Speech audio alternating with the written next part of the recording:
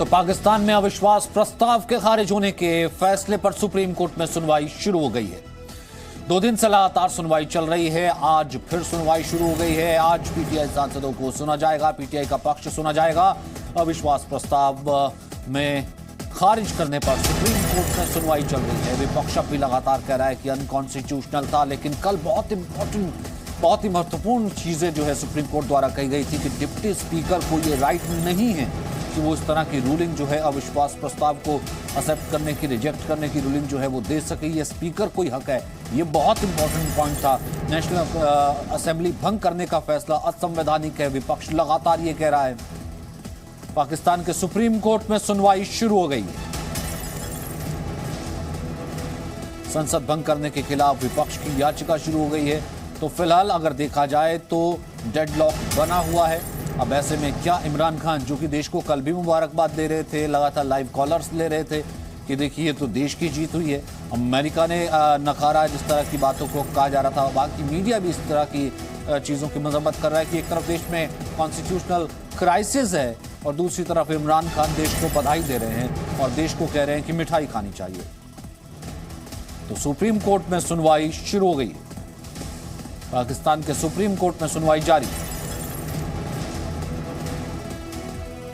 संसद भंग करने के खिलाफ सुप्रीम कोर्ट में सुनवाई जारी है। नेशनल असेंबली भंग करने का फैसला असंवैधानिक है। विपक्ष अड़ा हुआ है इसी के ऊपर।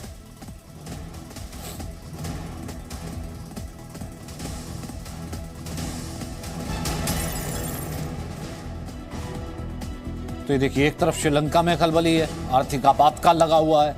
वहां की सरकार लगभग जा सकती है क्योंकि बहुमत वो खो चुकी है। संवैधानिक संकट बरकरार है दूसरी तरफ पाकिस्तान में, यानी कि भारत के 2 पड़ोसी और 2 जगह हालात खराब नजर आ रहे हैं। एक तरफ सियासी उठापटक जारी है, दूसरी तरफ श्रीलंका में लोग सड़कों पर है क्योंकि लोगों के पास खाने पीने के सामान की किल्लत हो गई, महंगाई इतनी ज्यादा हो गई है। गोटबाया के समर्थन वाली कई पार्टियों ने साथ छोड़ दिया है और आर्थिक आपातकाल लगा दिया गया है। वहीं शहबाज शरीफ का कहना है कि इमरान खान ने पाकिस्तान को बर्बाद कर दिया है। इमरान ने बार बार संविधान को तोड़ा है, संविधान को अपने हिसाब से मरोड़ा है। शहबाज ये कह रहे हैं कि इमरान के खून में झूठ है, वो लगातार सामने आते हैं और झूठ बोलते हैं।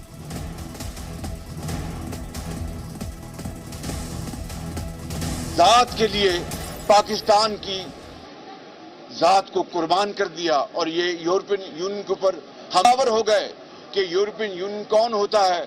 मुझे बात करने वाला टाइल की एक्सपोर्ट्स भूल गए, पाकिस्तान के मफाद को भूल गए, पाकिस्तान की जो आप महंगाई की बात करते तो उसको भूल गए, रुपए और डॉलर की जो इक्विटी है उसको भूल गए। ये वो इमरान खान है जब अपनी जात की बात आती है तो हर चीज को वो कुर्बान करने के लिए तैयार होता है। और आखिरी बात मैं ये कहना चाहता हूं कि हम मुतालबा करते हैं जो नेशनल सिक्योरिटी काउंसिल की जो बात बार बार इमरान न्याजी द्रोह गोई और झूठ की बिना पर जो बातें और इल्जाम तराशी, तो इसकी सरिश्त में है, इसके खून में है कि दिन रात झूठ बोलो। लेकिन चूंकि आज पूरी कौम के सामने इस इमरान न्याजी ने पार्लियामान के 197 मेंबर्स को गद्दार करार दिलवाया है डिप्टी स्पीकर की रूलिंग के जरिए, तो मैं आज मुतालबा करूंगा जनरल बाजवा से जो चीफ ऑफ आर्मी स्टाफ हैं। मैं आज मुतालबा करूंगा DGISI से जो नेशनल सिक्योरिटी काउंसिल के मेंबर हैं कि अगर खुदा ना खास्ता हमने गद्दारी की है तो फिर ये सबूत कौम के सामने ले आए। और तो घूम फिर के बाद फिर वही फौज पर आई। शहबाज शरीफ कह रहे हैं कि अगर हमने गद्दारी की है, इमरान कहते हैं कि गद्दार है, अगर हमने गद्दारी की है तो फिर सबूत जो है वो दिखाएं। आज मैं मिलूंगा बाजवा से और DGISI से। वहीं पाकिस्तान में आज चल क्या रहा है, क्या कुछ चलने वाला है, वो भी हम आपको दिखा देते हैं किस तरीके से आज है। आज अविश्वास प्रस्ताव पर दूसरा दिन है। सुप्रीम कोर्ट में सुनवाई जारी है। इलेक्शन कमीशन ने 3 महीने में चुनाव कराने पर असमर्थता जताई है। विदेशी साजिश पर अमेरिका ने कहा है कि इमरान झूठ बोल रहे हैं, इमरान के आरोप झूठे हैं। वहीं नेशनल असेंबली के स्पीकर असद कैसर पर भी दावा किया गया है कि अविश्वास प्रस्ताव पर इमरान के पक्ष में नहीं थे कैसर, इस कारण से डिप्टी स्पीकर को अपने पक्ष में किया गया। सियासी संकट के बीच NSA ने इस्तीफा दे दिया है। एक तरफ सियासी संकट और एक तरफ वहां के नेशनल सिक्योरिटी एडवाइजर ने भी इस्तीफा दे दिया। तो चुनाव पर इस वक्त की बड़ी खबर पाकिस्तान में कि पाकिस्तान में जल्द चुनाव पर इलेक्शन कमीशन ही तैयार नहीं हो रहा है। इलेक्शन कमीशन का कहना है कि 3 महीने बहुत कम है। पूरे मुल्क में अगर चुनाव कराने हैं तो 3 महीने तैयारियों के लिए बहुत कम है। वो चुनाव नहीं करवा सकता, इलेक्शन कमीशन चुनाव नहीं करवा सकता। 3 महीने में आम चुनाव संभव ही नहीं है। चुनाव की तैयारियों में करीब 6 महीने लगेंगे। 6 महीने कम से कम चाहिए। चुनावी क्षेत्रों में परिसीमन सीटें बढ़ने की वजह से देरी हुई है और क्षेत्र के अनुसार वोटर लिस्ट तैयार करने में भी वक्त लगेगा। फिलहाल मुमकिन ही नहीं है कि 3 महीने में चुनाव हो जाए। तो यहाँ से तो कहीं ना कहीं क्या ऐसा तो नहीं है कि ओवर रूल हो जाए यहाँ पर इमरान का फैसला, तो कहीं इमरान को देने पड़ जाए। 3 महीने में चुनाव का तैयार नहीं, इलेक्शन कमीशन कह रहा है।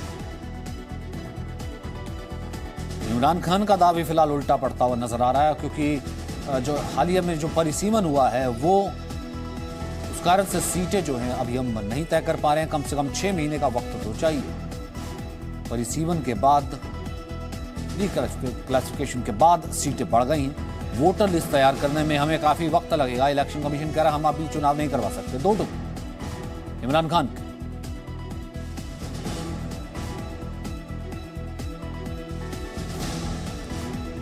तो इमरान का दावा भी फिलहाल उल्टा पड़ता हुआ नजर आ रहा है।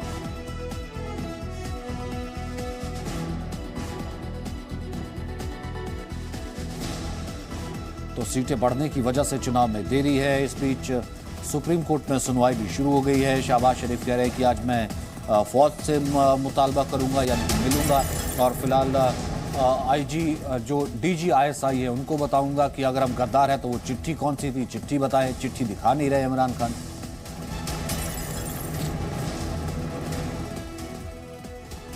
नेशनल असेंबली के स्पीकर असद कैसर पर इस वक्त की बड़ी खबर। इमरान के फैसले के साथ नहीं थे असद कैसर। आर्टिकल 5 के तहत फैसला देने के लिए तैयार ही नहीं हो रहे थे असद कैसर। तो असद कैसर पर फिलहाल ये बड़ा आरोप लगा है कि असद कैसर तैयार नहीं थे। इस कारण से डिप्टी स्पीकर को बुलाया गया। इस कारण से डिप्टी स्पीकर को कहा गया इमरान के फैसले के साथ नहीं थे असद कैसर।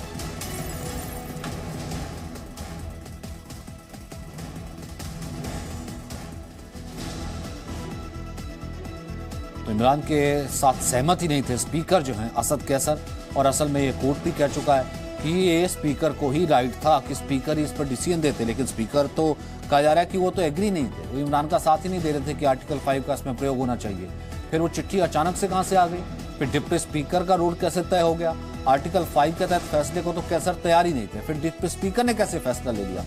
यही कोर्ट ने कल ऑब्जर्वेशन भी दिया था कि क्या डिप्टी स्पीकर फैसला ले सकता है।